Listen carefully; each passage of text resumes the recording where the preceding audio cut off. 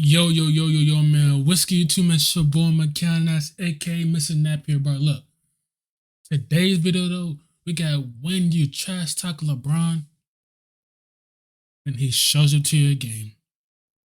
Simple. If you're new, man, hit that like button, subscribe, and share. We're on the road to 630 subscribers. Remember, 630 subs. Like, subscribe, and share, man. And let's get into this video.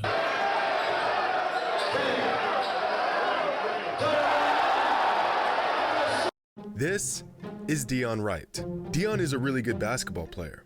This is, well, of course, LeBron James. He's a much better basketball player. Never in his wildest dreams did Dion think he would be guarding LeBron James in a high school gym in front of 2,000 people. But here we are. But to find out how we got here, we have to go back over a decade ago, when Dion was in high school and he shot off a few tweets that would come back to haunt him years later. This video is brought to you by Squarespace. Squarespace is... Hey, Jimmy. I fuck with you, but gang, we're not here for your, scoring bullshit, man. Come on now. We're here for the video. As sports fans, we can be irrational, emotional, and absolutely unhinged at times. Our expectations often unrealistic. Sports opinions that'll seriously have you questioning another man's mental state. It can get ugly. And it often does. The worst of it all being the harsh criticisms of sports fans voiced on social media platforms. Maybe a boy said he growls at people. Comment, a tweet, picking apart a player's game, or possibly a decision they made that didn't sit well with you. Practically every single one of us can do this with absolutely no consequence. We're just fans, staring at a screen. Our points of criticism so irrelevant and unheard that you'd be better off sharing your NBA opinions with a brick wall. I mean, at least the brick wall won't call you an idiot for saying if the Kings drafted Luka Doncic instead of Marvin Bagley, they'd be championship contenders by now. Exactly. Or maybe it would. It's all pretty ridiculous, I know, but we're sports fans. The Kings, they could have drafted Luka and they drafted Marvin Bagley. You know, Marvin, he was... Marvin, whatever the nigga name is, he was good in the bar as low as you want. We will find a way under it. Fortunately, 99.9% of the time, these criticisms go unheard. Talk smack to a giant super athlete online and go to sleep with the peace of mind knowing you'll never have to actually back it up. But what if you did? Imagine publicly criticizing one of your favorite players, an NBA superstar, and then actually having to go toe-to-toe with them on the court. Because that's exactly what happened to Dion Wright, the only man to ever call out an NBA player online and have to answer to that player. But how in the world did Dion end up in a high school gym in the middle of the summer guarding LeBron James? Well, to find the genesis of this saga, we have to go way back.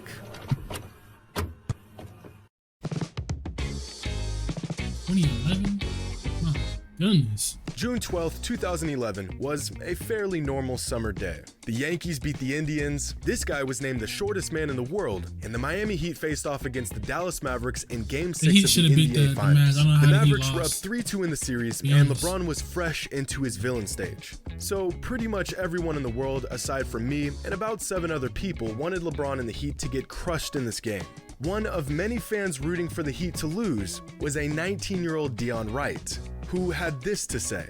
Now, besides the fact that Dion was right on both accounts, the Heat did go on to lose that Game 6 in the finals. He said we can LeBron go back to Cleveland, and he was right. Series, and LeBron did eventually go back to Cleveland. It was clear early on that Dion was not boarding the LeBron hype train. He read LeBron like a book, saw past his charades and antics, and called it like it was. And 2 years later, Dion would head back to Twitter to lay the smackdown on LeBron once again. On June 18th, 2013, the Miami Heat faced off against the San Antonio Spurs in Game 6 of the 2013 NBA Finals. The Spurs were playing lights out in the first half, and Tim Duncan was playing like an absolute madman with 25 points and 8 rebounds in the first half alone. Meanwhile, the Heat were struggling, and LeBron was in the midst of another monumental meltdown. 9 points on 33% shooting with the lowest plus-minus among all players in the half. So the man himself, Dion Wright, took to Twitter to lay down a 5-word diss that would eventually come back around to bite him nearly a decade later.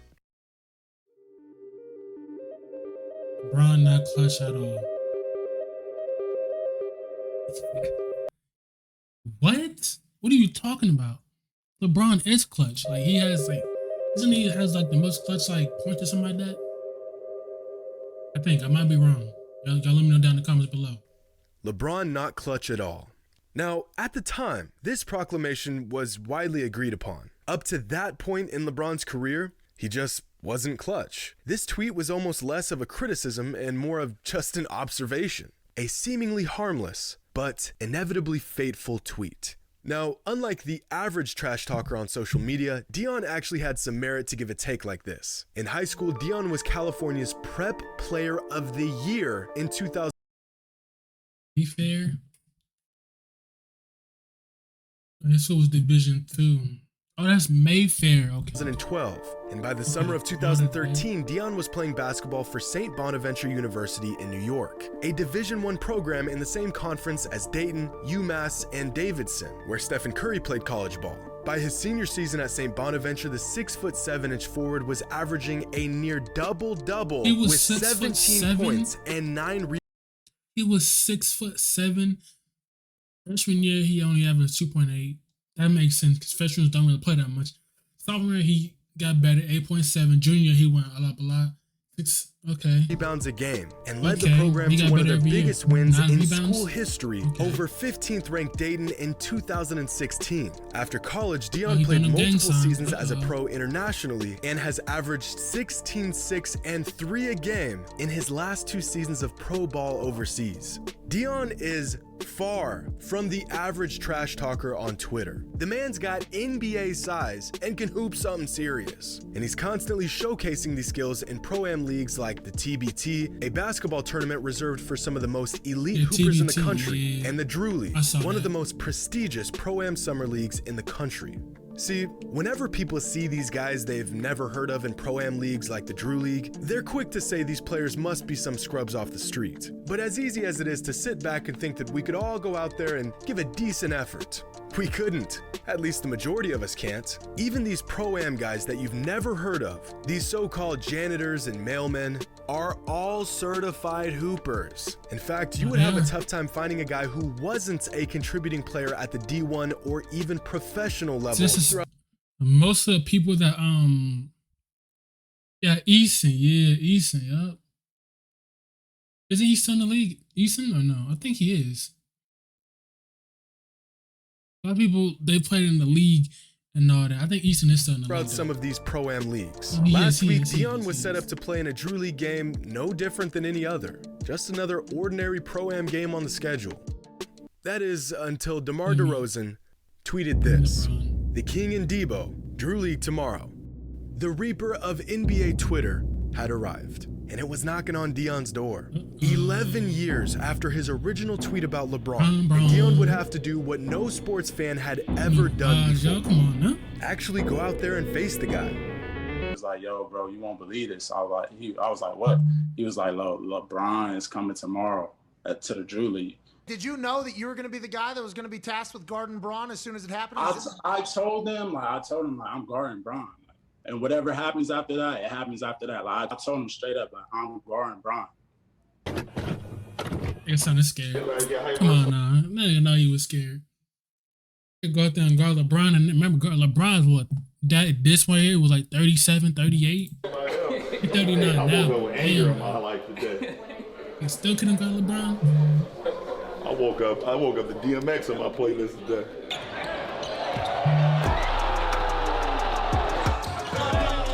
It's too easy for Brown, bro. Come on, that's too easy for him.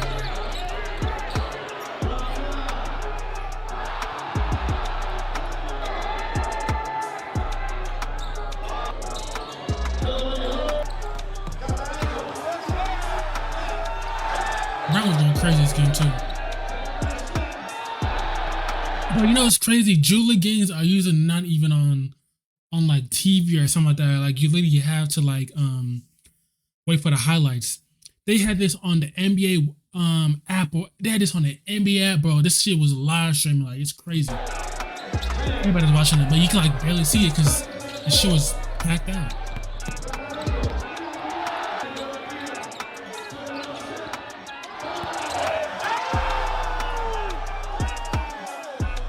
42, It's too easy. 16, Too and easy for 4. him, bro. LeBron stats at the end of the game after going half speed and trying out some new combos in his bag. That shit It was was too an easy, absolute bro. masterclass. And for one day, the Drew League became the LeBron Show.